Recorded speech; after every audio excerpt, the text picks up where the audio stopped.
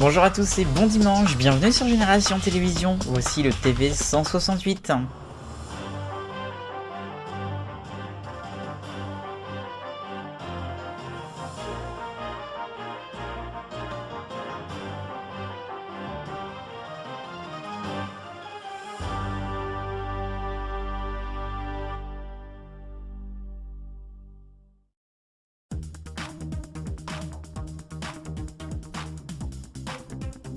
Et à la une du TV 168, on va parler de France Télévisions.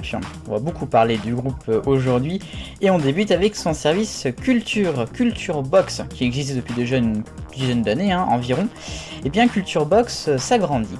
Après le net, après des petites vidéos qui étaient diffusées il y a déjà 10 ans sur France 2, France 3, je m'en rappelle, et bien voici Culture Box, la chaîne. Culture Box va donc arriver en linéaire, comme on dit, 24 h sur 24, 7 jours sur 7. Alors c'est une chaîne qui proposera évidemment le contenu culturel de France Télévisions, donc il y aura des spectacles, parfois inédits, des concerts, parfois inédits, mais il n'y aura pas que ça, il y aura aussi des émissions quotidiennes qui seront faites exprès pour Culture Box, comme également des rediffusions, par exemple Passage des Arts sera sans doute rediffusé, peut-être Ou Afrique Art, bref toutes les émissions un peu culturelles de France Télévisions, la grande librairie aussi. A noter donc que cette chaîne sera éphémère, elle est là uniquement le temps que tous les établissements sont fermés à cause de la crise. Bon, ça peut durer encore un petit peu de temps, peut-être 2 ou 3 mois, mais la chaîne va arriver sur la TNT, et ça c'est important de le dire, elle sera normalement sur le canal 19 à la place de France O. Ça rappelle un peu 1994 avec Téléemploi. Donc ça veut dire qu'on va retrouver une chaîne sur la 19 et ça fait plaisir quand même si c'est éphémère, attention.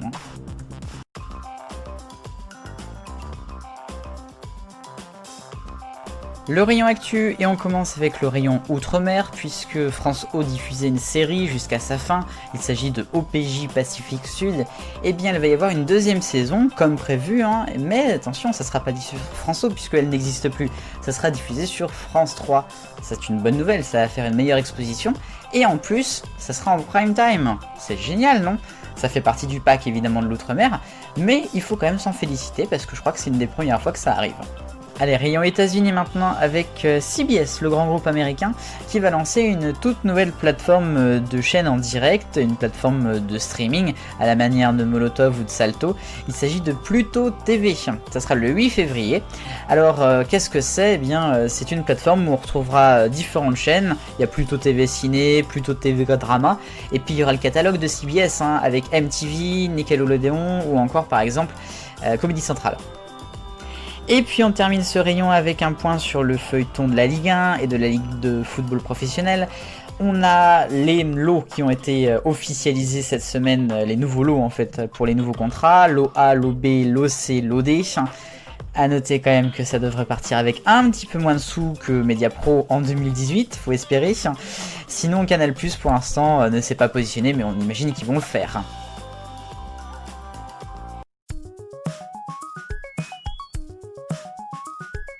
Arc-en-ciel des audiences, on commence avec le rouge et TF1, la nouvelle case Génération Ushuaïa qui n'est que à 4% de part de marché samedi dernier.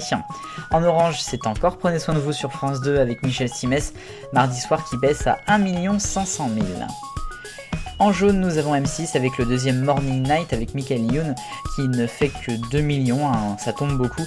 A noter que la première c'était le confinement, ça compte pas. En vert, on reste sur M6 avec la meilleure boulangerie de France qui revient vraiment avec des beaux scores, presque 2 millions mercredi soir.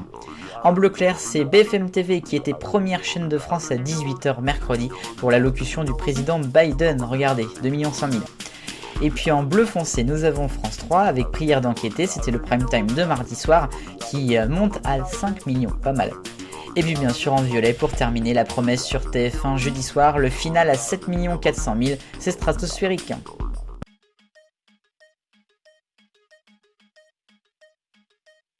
Un focus pour parler de l'initiative, voire même du succès de la semaine, puisque France Télévisions s'est lancé sur Twitch sous l'initiative de Samuel Etienne. Vendredi matin, le premier direct avec le docteur Damien Mascret sur le coronavirus a fait une moyenne de 15 000 viewers avec un pic à 18 000, top 1 en France et top 5 monde, un truc de malade mental avec notamment 80% de 18-25 ans, bravo eux. Samedi prochain, il y aura la sélection française de l'Eurovision sur France 2, Voici les candidats. 21 juin, le duo, peux-tu me dire? Ali, Paris me dit. Amui, Maeva. André Hamad, Alléluia. Barbara Pravi, voilà. Casanova, Tutti. Céphase, on a mangé le soleil. Juliette Moren, pourvu qu'on m'aime. LMK, magique. Philippine, Panon. Pony X, amour fou. Et Terence James, je t'emmènerai danser. Et un dernier petit mot pour cette colonne. On va lui dire au revoir aujourd'hui. Elle nous a bien fait rire, elle nous a rendu fous. Mais je suis certain d'une chose, c'est qu'on va la retrouver très bientôt. En tout cas, je l'espère. Gros bisous à tous les amis. Je vous aime très fort. L'instant de la semaine avec les mots de Cyril Ferraud pour la dernière de Personne n'y avait pensé sur France 3. Moi je suis plutôt content parce qu'il y avait un jeu de trop et c'était bien lui. À partir de lundi, Déchiffrer la lettre à 16h15, Slam 17h et Question pour un champion à 17h45.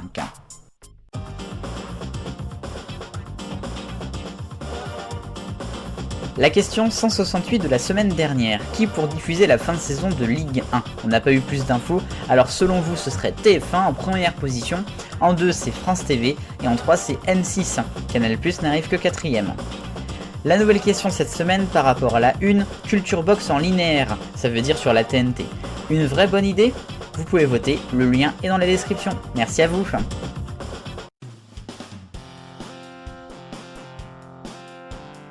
L'agenda de la télévision pour la semaine prochaine.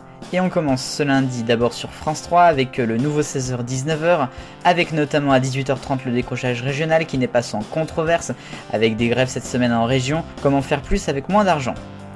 Ce lundi sur France 5 à 22h30, c'est le lancement de la nouvelle seconde partie de soirée présentée par Karim Brissouli. C'est ce soir le débat, qui est un peu là pour remplacer 6 à la maison, même si ce dernier continue encore un peu. Et puis samedi sur France 2, encore une nouvelle émission, Bel et Bien, présentée par Agathe Le Caron, c'est à 10h et jusqu'à 11h15. C'est la rentrée pour France Télévisions et on n'a pas fini encore avec les nouvelles émissions, rendez-vous au mois de février. Et ben voilà, ainsi va la télévision ce 24 janvier. Merci d'avoir regardé l'émission aujourd'hui, j'espère que ça vous a plu. Si c'est le cas, n'hésitez pas à commenter la vidéo.